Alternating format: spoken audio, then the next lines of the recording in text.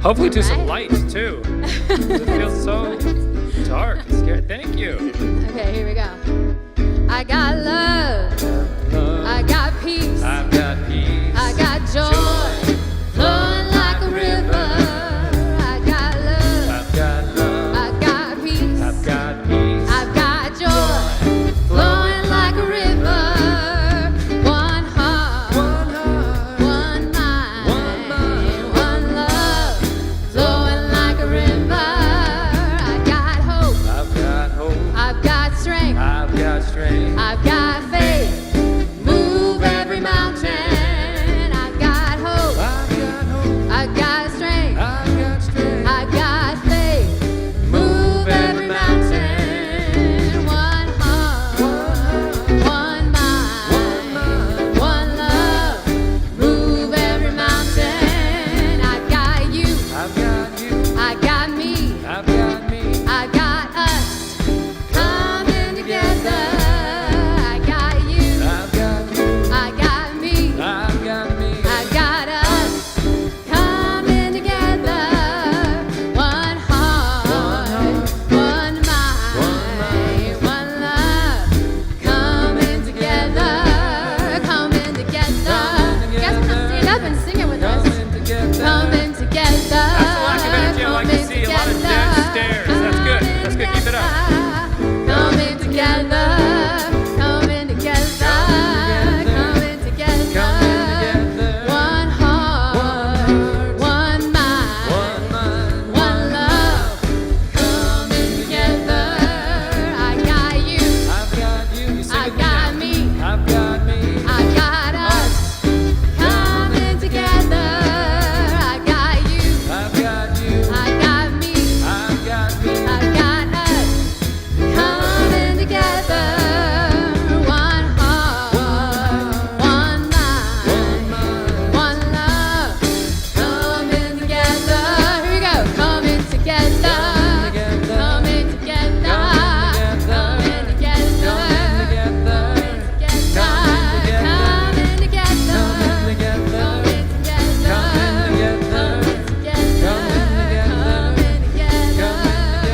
One heart, one mind, one love. Coming together. Woo! Yeah, thanks. Thanks, Chad. You're doing the welcome.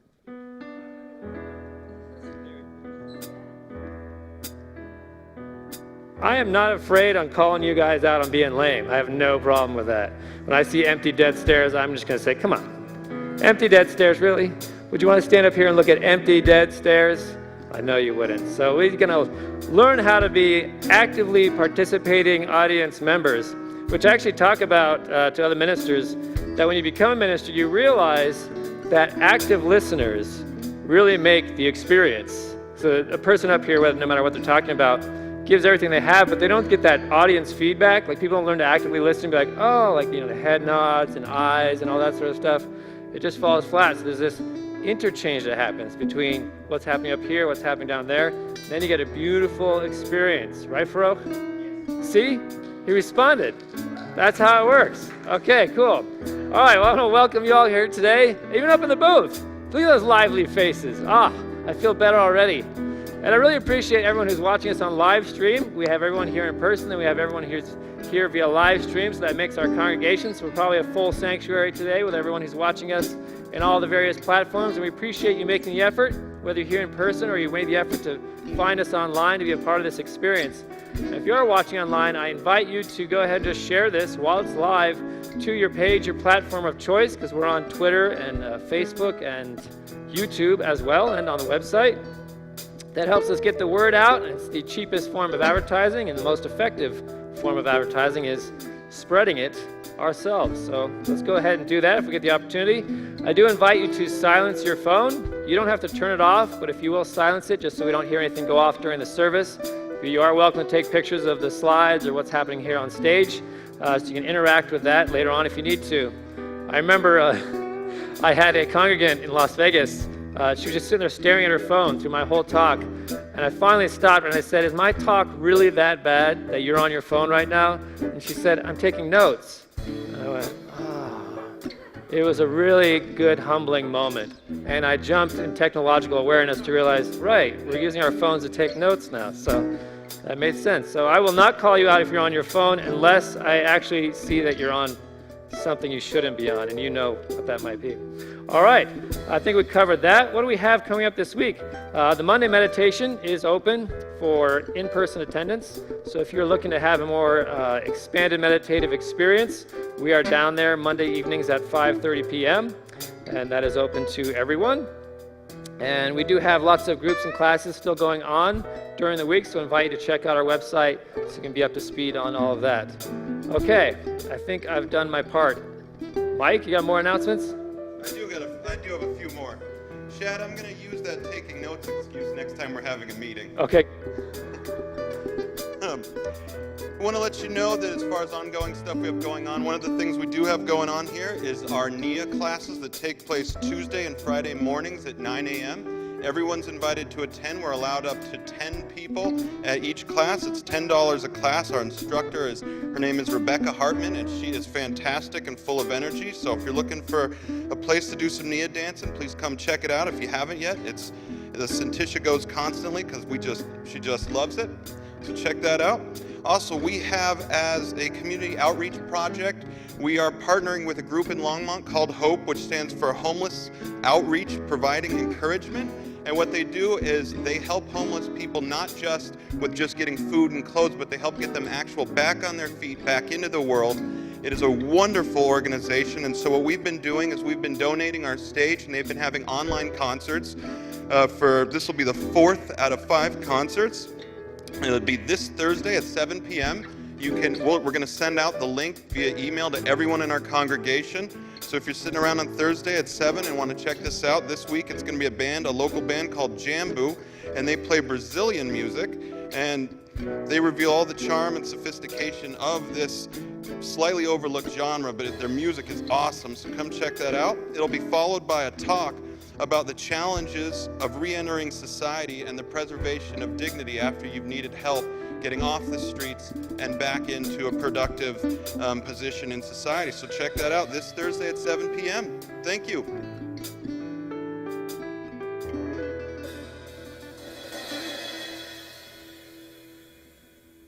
So I love this song written by Daniel Nahmad, When I Pray. Talks about your experience as you're praying. So I'm going to sing that, and please join me if you know it.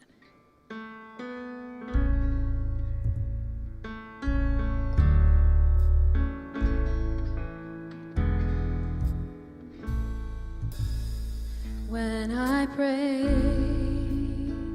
I feel my heart go deeper, my heart go deeper into my God. When I pray, I feel my heart go deeper, my heart go deeper into my God. Right here, right now, right where I am, I pray. Right here, right now, right where I am, I pray.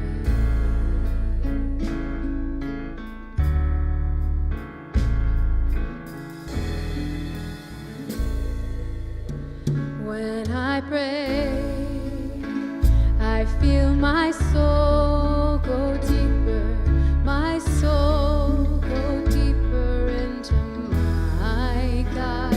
When I pray, I feel my soul go deeper, my soul go deeper into my God. Right here, right now, right where I am, I pray. Right here, right now, right where I am,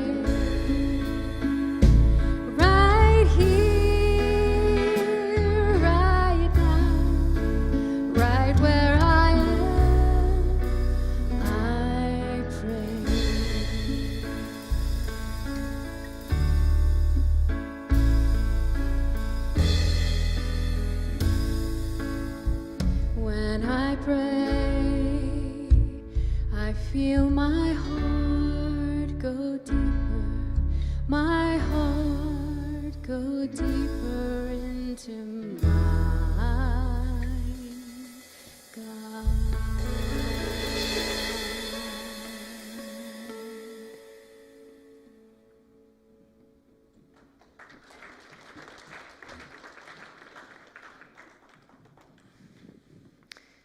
Thank you, Erna and band. It's a wonderful way to start. Oh, it's nice to see all of you here. Welcome, and all of you joining us on live stream. Today, my talk is titled, I Will Carry You. And the words come from a song I've been listening to on repeat in my office by Michael W. Smith. The language of this particular song has been keeping me lifted, and I feel like I'm staying above the tornado of life right now. It helps me stay focused on the universe and my spiritual connection. And I tend to find songs where I over-listen to them until I can't listen to them anymore, and that's the one I'm focused on. But some of the lyrics go like this: I will carry you, be your strength and pull you through. Reach for me, take my hand. We will pray and take a stand. In a world crying out for peace, let your heart be strong. For when I am weak, you will carry me.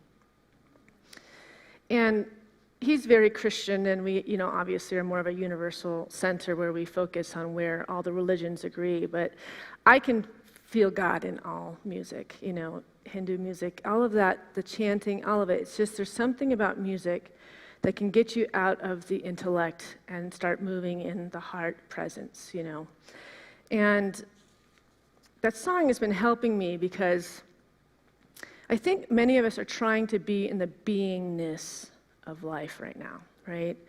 To find peace in the face of so much unknown territory, really. And for those of us that are parents, we are living that day to day, trying to guide our children through this uncharted territory and make things feel fine while we're still unsettled in our being, while we're still trying to bring some of the old ways of things and seeing if we can make life normal, or if it was even normal, to the present when we know we really can't. In my younger life, and in most people's younger life, I always seem to be rushing to the next thing, always to the next day. Something about the next day had in it some hope of something new. And so it's like that saying which your parents would say, why put off tomorrow what you can do today? And I've been really thinking about that statement a lot. What can I do today? Staying with the idea that I will carry you. You don't have to figure this all out. This is for God to figure out. And we, as long as we're in alignment with that greater power, that greater love we call spirit, God, source, Allah, whatever word makes you feel hugged and seen and loved, then we are always going to be, it's almost like something's navigating us instead of us trying to navigate something that we don't have the answers to. So right now, there is a lot of change going on behind the scenes in my life and in this church. And, you can imagine, being closed as a center. We had the live stream, but we had about 3 months where we were closed, and then we opened in June. And there's the question of how do we get the children to come back to the center, And then there's choir, and there's people that live for that choir. That is their heart of this center. That is their way of giving back to this place. And then there's the prayer group. They can't meet in the same way. And so I have all the leaders meeting with me at different times going, what are we going to do, Syntysche? What are we going to do about this? And sometimes it becomes very overwhelming to me because I can only lean into the power of God and be hyper-focused on that and wait for the unfoldment for Spirit to show me how we can lead this center into this next way of functioning. I don't know if we see that this is going to end anytime soon, so how do we move into the new normal, as they say, right? So I've been sitting with that, and whenever I feel the overwhelm, I remember God is carrying me. Nobody put all these pressures. You don't go to ministerial school to know how to fix a Sunday school program. They don't teach you about that. They don't teach you about how to help the prayer program when COVID hits. Nobody told us about this particular thing happening and clearing out restaurants and clearing out churches and clearing out, and now all of a sudden we're all kind of flailing like fish out of the water going, how do we do this next phase, and how do we keep the doors open and keep that love flowing in the community, and also getting everybody to feel seen and loved and heard. And obviously there's a lot more counseling, which I always share, because people need that connection. And a lot of people are too nervous to be in a crowd, but they feel more comfortable with a one-on-one. And so Shad and Jack and I are meeting with people individually quite a bit. But I had a moment where time stopped in this church a couple weeks ago. And I want to share this picture with you. This is our YOU, our Youth of Unity. These are our kids from the teenage group. 6 kids went to Pagosa Springs for a camping trip 2 weeks ago. And I was there seeing them off, and I actually was going to Pagosa Springs as well, just to kind of keep space and kind of keep an eye a little bit on what was going on with all of it. And my son was there, and everybody knows I'm overprotective of him, so I just want to know I was nearby and he wasn't causing a muck. You know what they say about ministers' children, right? Okay.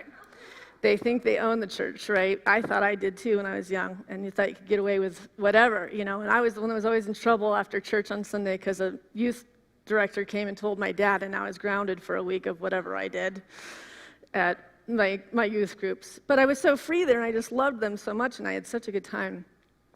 But to see all those kids so happy to see each other, to be able to come together, because we are social beings.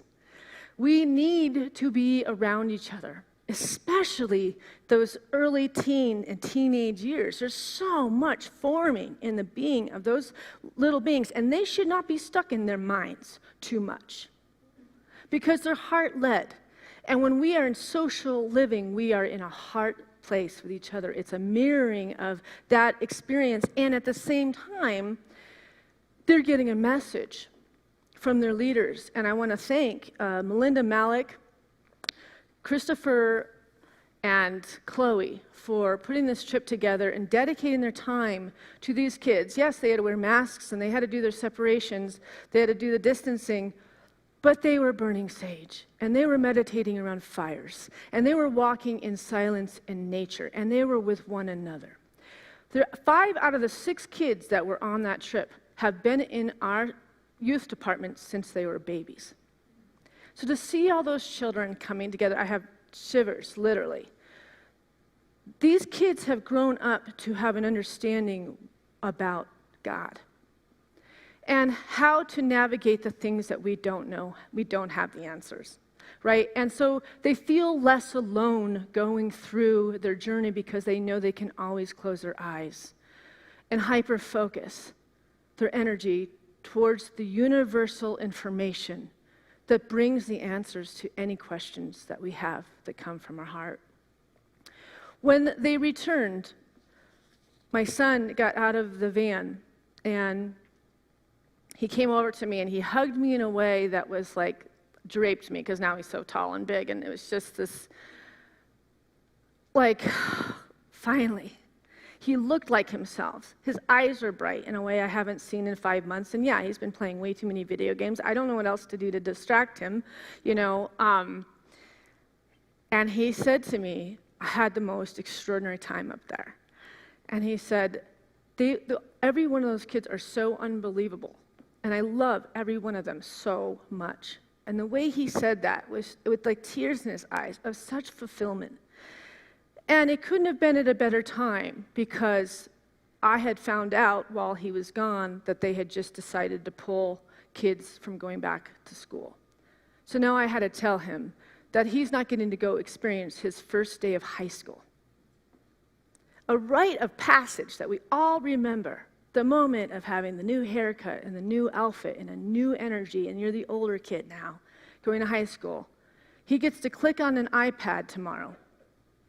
And that is the beginning of his school year. But I know in my being that he has YOU. And at least he has that hour every Sunday to be with those kids. We are not alone in all of this. But if you think about how hard it has been on us to navigate this, can you imagine what it is for our young people? They don't have adult minds that can compartmentalize these different areas of loss and change. It's like the whole world just disappeared from them. And now they have to find from no memory of hardship. They haven't been through breakups. They haven't been through all the things we have that have taught us how to survive and overcome difficult things. So we must call upon our angels, our guides, our ascended masters, and request support. That's what I've been doing a lot lately, is Spirit, I don't know what to do with this situation. And I'm in total allowance for you to show me what that is. And I know it won't come in my timing, but as long as I focus on that question, I need help. I need support. I had that yesterday. I was working with that. I need support. I need help. I want to know where this sermon is going, because I have about 15 different sermons in this sermon. I wrote the sermon originally on Tuesday, and it just came right through me. It was done in 2 hours. Then my computer started acting strange, and I saved it, and I shut my computer down and turned it back on, and it was 100% gone.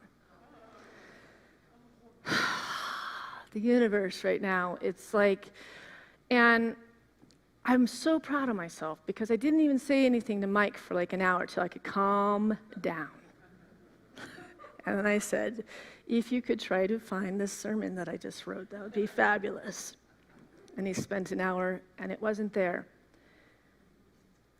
And I knew, I'm speaking to ascended masters, and I'm speaking to God, and I'm speaking to everybody that's been directing and guiding my life into the right direction. That must not have been the sermon to give, right? As attached as I was to it being completed, clearly it wasn't the one, right? So as we navigate through these tough times and through this darkness, we need to move our energy into a focus into that which is powerful. Not speak to the jobs that are falling away, speak to the ailing marriage, speak to the hard relationships with our children, speak to whatever it is, because what's going on right now, the things that were not healed in our life before the pandemic have come into hyper focus for healing right now. Because we're kind of stuck with ourselves. And, you know, we've read the book Stillness Speaks, or The Power of Now, or Being in the Presence. There's 1,000 books about being in the moment. But what happens when the universe just puts you in the moment? And every day you're in the moment, and when you don't get to, like, run off to that next day that we're hopeful that it will be different, because it's the moment. Finding those miracles in the moment. Making friends with the not knowing. Making friends with, it is what it is. I was watching a documentary last night, and Shad was talking at the first service about how, you know, having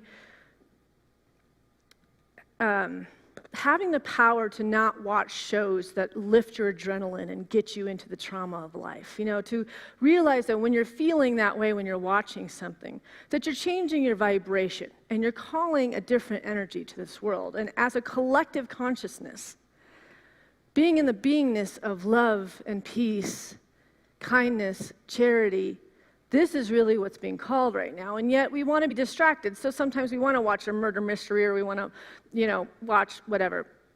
But there was a documentary on hospice, and, you know, Mike disappeared really quickly into it, and I'm always just really curious about life and death. It's something that, you know, I've been with many people that have passed, and for me, I find it very similar to birth. And if there was anything that I would have wanted to do in my life besides this, was to be a midwife or to be a hospice person. So I was watching it, And they had different people that had signed up that are terminally going in their life. And this beautiful hospice place that works with people getting their consciousness around the idea that they know they're going to die. And what does death represent to them? And there was all levels of people that had had a long life of a spiritual practice that really taught them where they believed they were going, and they had an incredible sense of peace around going. Then there were people that never really focused on it until now they've got 3 weeks to get their heads around it. And what he said to this one woman, she said, well, there's been a lot of people who have had, near-death experiences, and they come back and they seem to have really glorious messages for all of us, and they seem to be very similar between all the different people. So that gives me hope. But what if it's something different than that? And this beautiful man who heads this place has a holiest, this is a Christ-centered being. This is a Buddha-natured being. This is a person that was put here to be with people in one of the most intense times of our lives, which, he constantly reaffirmed that death is part of life. It's part of life. And he concurred that he'd been with many people that passed to this particular woman and said, if by reading people's faces and being with them as they've passed, it looks pretty glorious to me to keep her calm. And what he said is, if you could just make yourself comfortable with that picture and just be with that, I've found that that is the experience they have when they pass. When the people aren't comfortable around the idea of death, then they have a more difficult time letting go of the body and moving into a peaceful place with it. And I like that. It's like, get comfortable with the idea that you are going to die. I know it's a very grim topic, but it's very, very helpful as far as where we are right now, as far as everything's changed. Everything is different. It's almost like we did close our eyes and opened our eyes, and we have a different world, a different life, and it's like a death of an old life we had. And now, how do we build? How do we build the Sunday school? How do we have choir with voices singing close to each other? How do we have prayer partners praying around each other for the people that are sick in our congregation right now? And I don't have the answers to all of that. But I'm asking the Ascended Masters, and I'm requesting from the angels. I'm hiring the angels for help. There's a great book called Hiring the Angels. But there is that common thing among all the people that I talk to, which is that if it wasn't healed before this pandemic, it is super focused time on those things to be healed. And this is the time for a great awakening. We've all been saying this is probably, like they said, the end days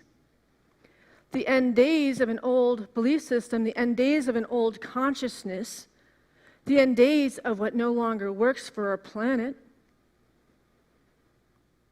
But it's the dawning of a new age. And change is hard. Change pushes us to hyper do our meditation, pushes us to read those books that have always inspired us. Pick up the book that transformed your life the most, the one that is yours. You know what I mean? Like, I have 3 books that I tool through when I'm going to meditate and just let God. I use it like a tarot card because I know my guides, my angels are sitting there going, this would be good for you right now. You should read this page. And it's always spot on to what I need to be told, or what I need to focus on, or for what I need to do. So I want to let you know that the children are coming back officially on August 30th. At the second service, we will have full Sunday school, Uniteens, and YOU. And this is for anybody that's watching us on live stream. If you have friends with kids that are really wanting them to be socialized, we are 100% open for children to come back here. And we're taking major steps for their safety. The children will be entering in the backside of this church, and the downstairs will be theirs. They will not be pollinating with our elderly folks upstairs. It's all going to be their own entrance, and you guys get to come in here. We've bought infrared lighting that is used in hospitals for the last 10 years to sterilize rooms that kills COVID. So it's in there for 2 hours, cleaning the entire air before your children will be entering those rooms, which cost money. But we're doing what we can to make these kids be safe. The children will wear masks as they walk to their rooms, but they can take them off when they're seated in their place. We want the kids to be safe, but we also know that the spiritual growth is really, really important. That spiritual connection with other children is dire right now. Khalil Gibran wrote in his poem about children, "Your children are not your children. They are the sons and daughters of life's longing for itself. They came through you, but not from you. And though they are with you, yet they belong not to you. For life goes not backward, nor tarries with yesterday. You are the bows from which your children, as living arrows, are sent forth. The archer sees the mark upon the path of the infinite, and he bends you with his might, that his arrows may go swift and far. Let your bending in the archer's hand be for gladness, for even as he loves the arrow that flies, so he loves also the bow that is stable."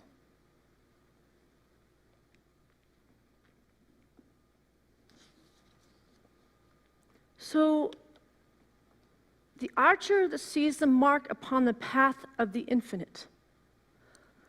You are the archer. You, even if you don't have children, but we all have children in our lives to guide our children that have children, or we have nieces and nephews. We have to remind people that they're in the presence. They are the archer to be sending forth the energy, the spiritual energy that raises these children to be tomorrow's future, to be grounded in their light, so they don't question about suicide and things like this that we saw a lot of before COVID even happened. Children have not been being given the spiritual root system that is so important to have the strength to see through the hard and the weary times that life gives us. And they get that in their youth groups. They get that in their Sunday school. Our teachers are trained to be mentors for these children that are separate from the parents. You guys get to come and sit here and focus on your spiritual connection with God, whatever word works for you, while they're being held in a very important space for spiritual growth. Children that grow up in Sunday school and go on to youth groups tend to come back to church around 25 or 26 years old.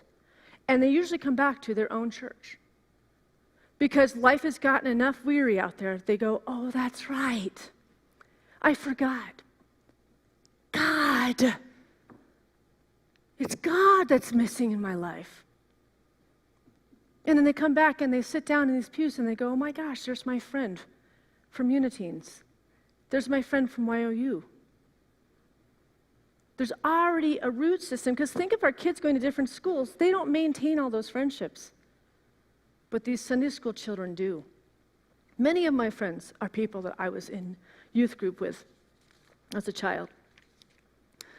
So, it's actually an ultraviolet light used to sterilize intensive care units. I said infrared, it's ultraviolet. All right, now I'm going to move to the adult education version of my sermon. I just wanted to do a plug about our Sunday school because it's important.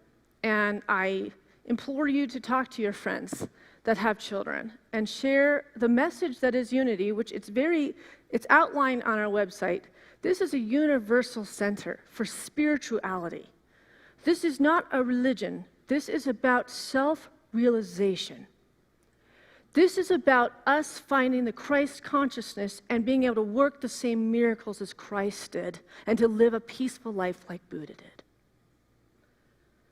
This is a full life picture for any person to bring their child. They'll never be upset with what their kids are learning. So moving on to the adult version, which is the other 15 pages, which I will not be getting to. I wanted to talk about people trying to find their vocation right now. That's been a big one. People have left their jobs and are wondering what is the next phase of life. It's just no longer working because, like I said, if it wasn't working before COVID, it really isn't working now. Or trying to find the signals and the signs of what we're supposed to do with this next phase. It doesn't mean that we all have to be struggling without food. You look at all of these food drives that are happening right now and people without the unemployment in this country. What we have as spiritual beings is a direct connection with the source of all life. And we don't have to be struggling that there's not enough food in our refrigerator. We don't have to accept that the limitations of the world is ours. We don't have to believe what we're seeing on TV if we know the co-creation that we are. Edgar Cayce has been called the sleeping prophet, the father of holistic medicine and the most documented psychic of the 20th century.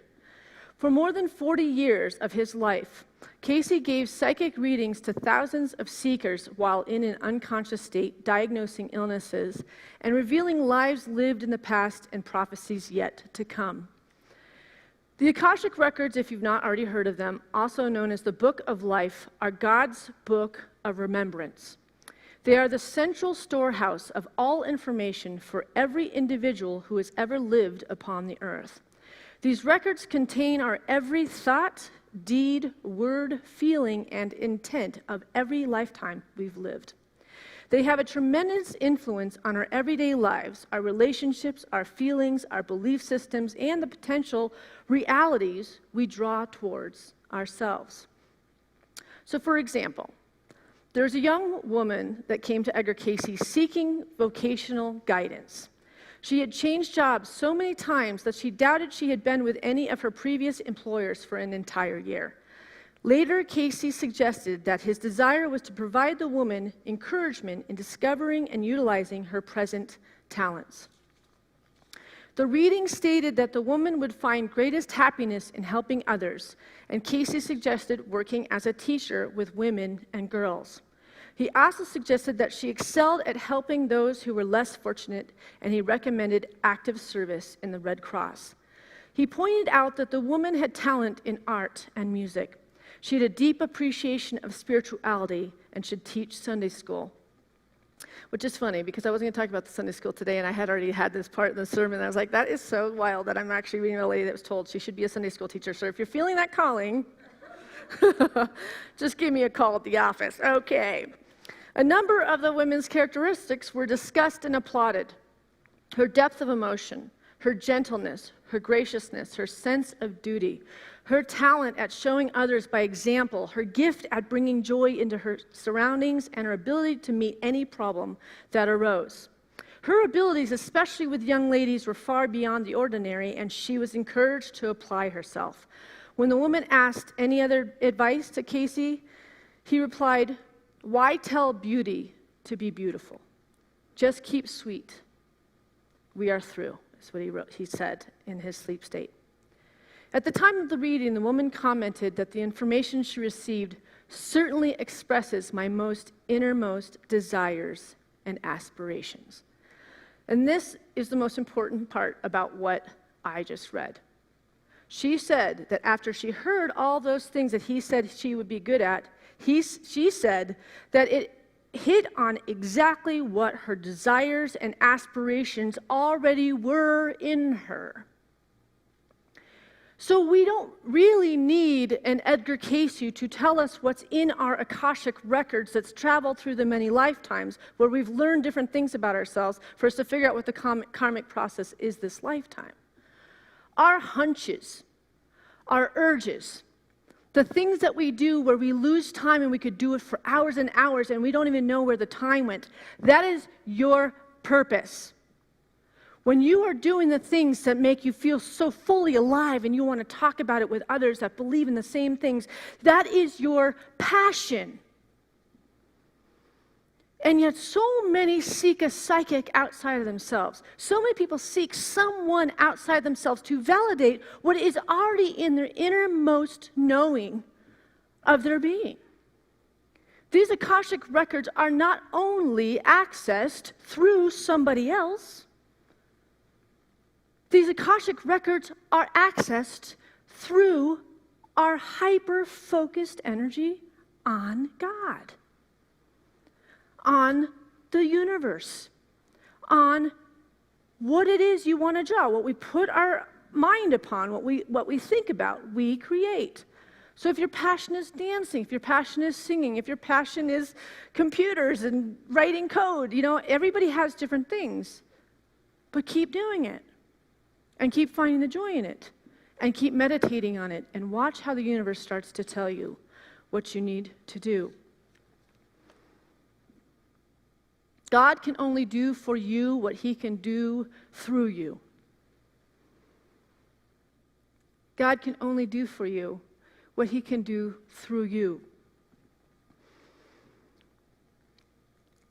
Yesterday I was talking with Mike, and I was just having a day. My kids were at their dad's, and I felt like there's so many things I needed to do to get ready for this iPad high school and iPad middle school that's starting this week, and just kind of discouraged with it and just feeling it, Being with the feelings of disappointment is okay too. It's just kind of being with that. But I was also still asking, wisdom around the Sunday school and asking about the choir and all these things. And last night I had a dream where I was 100% shown how the choir can come back together. 100% we are going to have a show at Christmas time.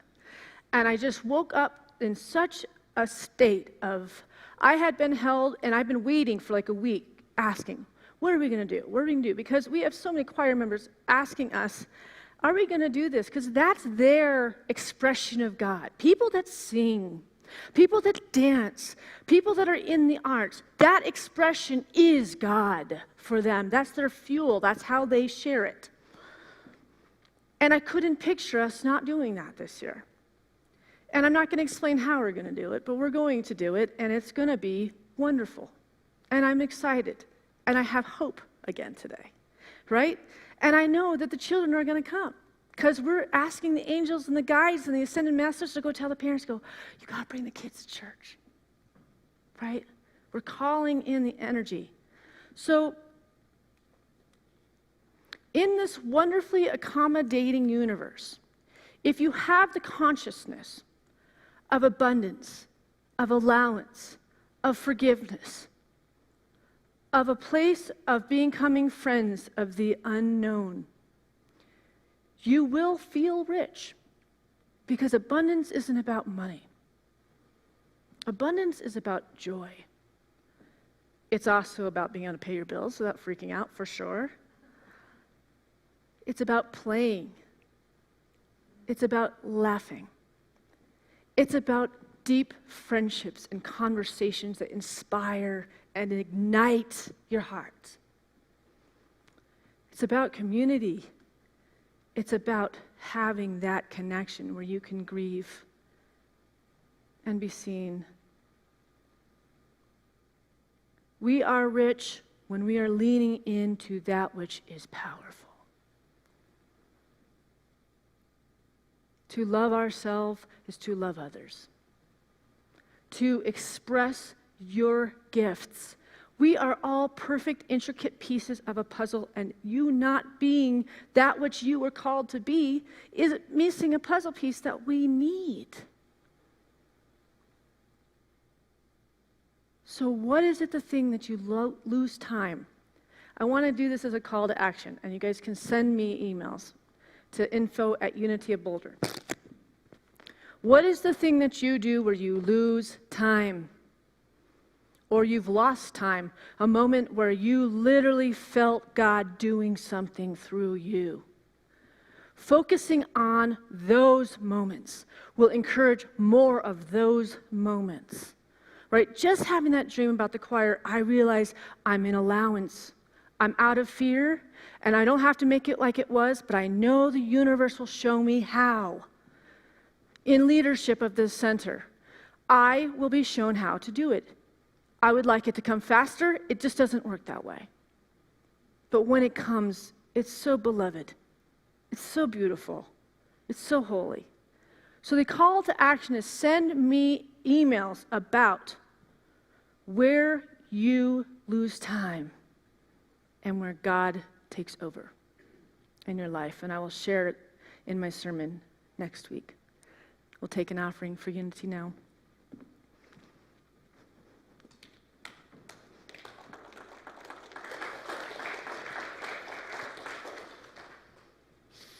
Thank you, Syntysche, for another powerful message with a call to action, which is always good to have.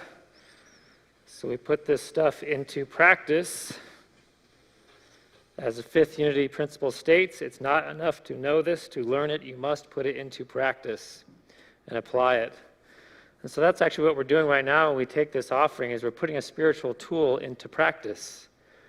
We're breaking down the ego center inside that says, I don't have enough, I can't give, I don't financially have enough to share. And we're saying, no, that's not how the universe works, ego. I'm going to share, I'm going to give, regardless of what you're saying, because there's a higher voice saying, we only receive when we give.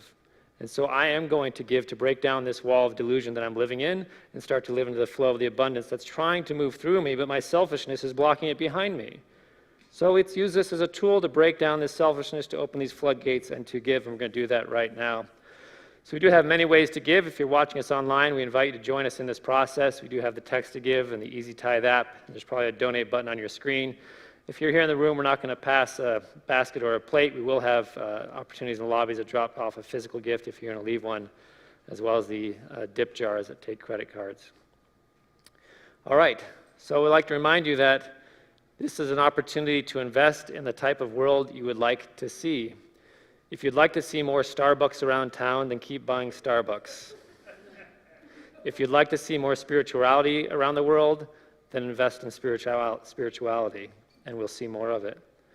All right, let's take our offerings into our hands, whether it's physical, spiritual, or digital, and invite you to bless it and say it with me. It's up here on the screen. Divine love through me blesses and multiplies all that I have, all that I give, and all that I receive because I give. Thank you.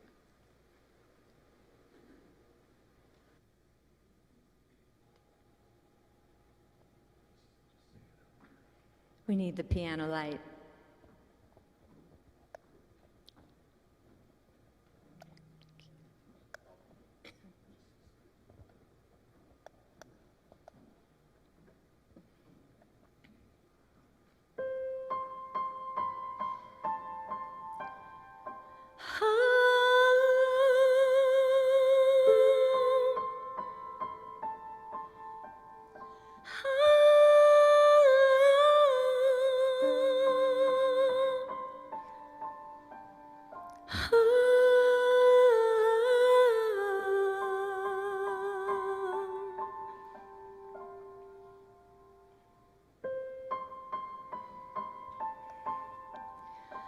Rolling river God,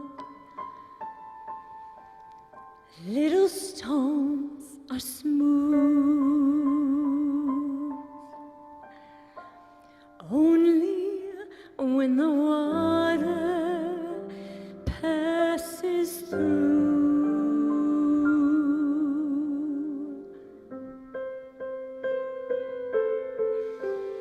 So I am a stone,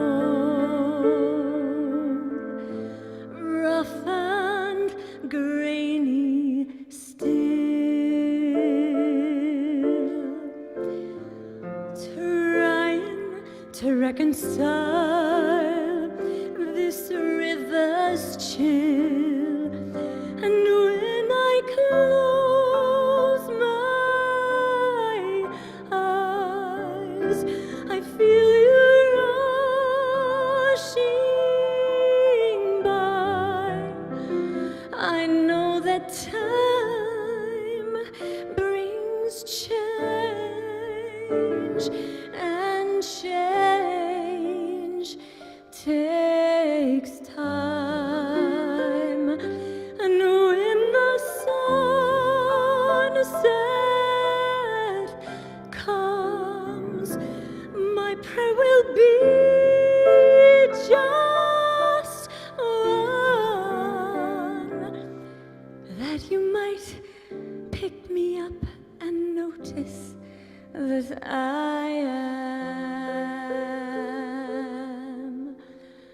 just a little smoother in your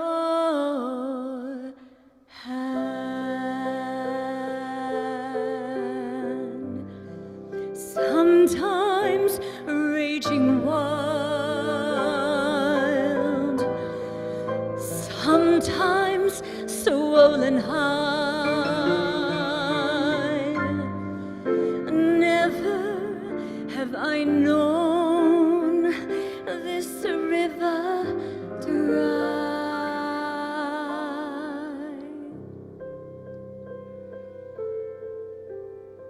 The deepest part of me is where I want to stay and feel the sharpest edges wash away. 'Cause when I close my eyes and feel you rushing by, I know that time takes change, and change takes time. And when the sunset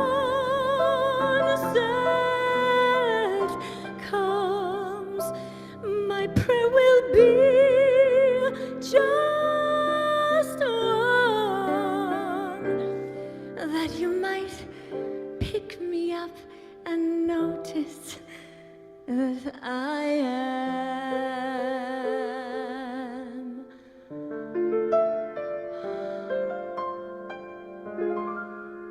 just a little smoother in your hand. A rolling river God, little stones are smooth, only when the water passes through.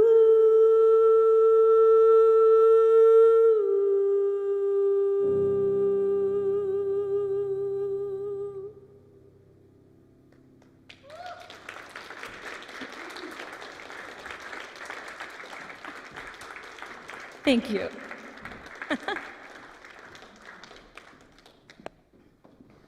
Thank you, April Joy, for that incredible number and incredible pianist. What's your pianist's name? Brian Young. Brian Young. Thank you so Brian. much. Beautiful piano playing as well. Fellowship on the patio? We're going to do fellowship on the patio today because there's a little bit more shade, so that way you can come and meet the ministers and we'll chat about the sermon today or whatever you want to chat about. So if you just go out the front doors and hang a right, you'll see the wind sails and the patio furniture, and we'll meet over there so we can kind of not cook this time. Yes. That sound good to everyone? Yeah, that sounds good. I All know right, we let's all lose about rise. 5 pounds every time we do fellowship, but That's fine with me, actually. no, I release. All right. I release And I let go. I let the Spirit run my life. And my heart is open wide. Yes, I'm only here for God. No more struggle, no more strife. With my faith I see the light. I am free in the Spirit. Yes, I'm only here for God. Pick it up a bit, come on. I release and I let go. I let the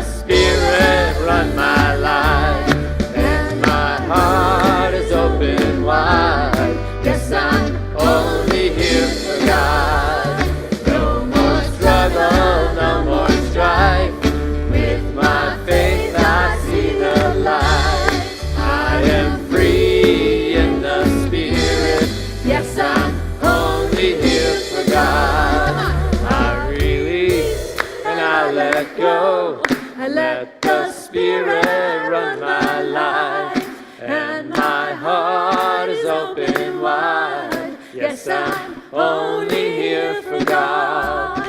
No more struggle, no more strife. With my faith I see the light. I am free in the Spirit. Yes, I'm